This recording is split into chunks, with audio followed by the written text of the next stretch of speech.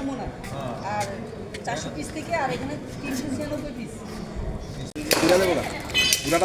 আসসালামু আলাইকুম সুপ্রিয় দর্শক, স্বাগত জানাই চ্যানেল আরএ নিউজে। মুন্সিগঞ্জে আদালতের চলমান একাধিক মাদক মামলার জব্দকৃত বিপুল পরিমাণ মাদকদ্রব্য ধ্বংস করা হয়েছে।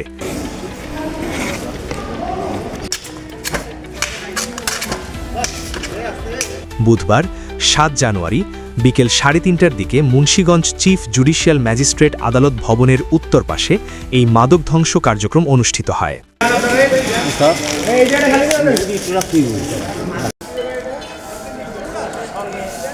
আদালত সূত্রে জানা যায়, মোট 7টি মাদক মামলার আলামত হিসেবে সংরক্ষিত এসব মাদক আদালতের নির্দেশে ধ্বংস করা হয়।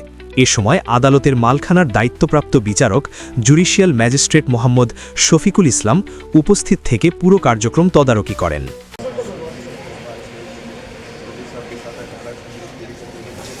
ধ্বংসকৃত মাদক ও আলামতের মধ্যে ছিল 10,097 পিস ইয়াবা ট্যাবলেট, 396 বোতল ফেনসিডিল, 143 ক্যান বিয়ার, 12 কেজি গাঁজা, 2 বোতল বিদেশি মদ, 10,059 পিস খেলনা টাকা।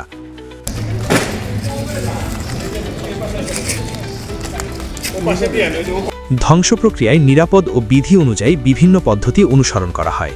ইয়াবা ট্যাবলেট পানিতে ডুবিয়ে নষ্ট করা হয়, গাঁজা ও খেলনা টাকা আগুনে পুড়িয়ে ধ্বংস করা হয়, আর বিয়ার, ফেনসিডিল ও বিদেশি মদের বোতল দা দিয়ে কুপিয়ে সম্পূর্ণভাবে ধ্বংস করা হয়।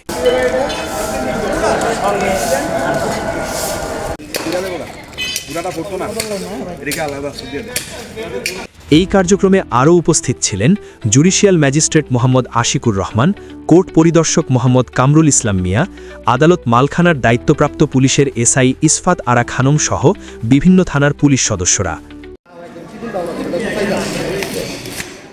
প্রশাসনের পক্ষ থেকে জানানো হয়, মাদকবিরোধী অভিযান জোরদার রাখতে নিয়মিতভাবে আদালতের নির্দেশে জব্দকৃত মাদক ধ্বংস করা হচ্ছে এবং ভবিষ্যতেও এই কার্যক্রম অব্যাহত থাকবে। মুন্সিগঞ্জ প্রতিনিধি লিটন মাহমুদের রিপোর্ট।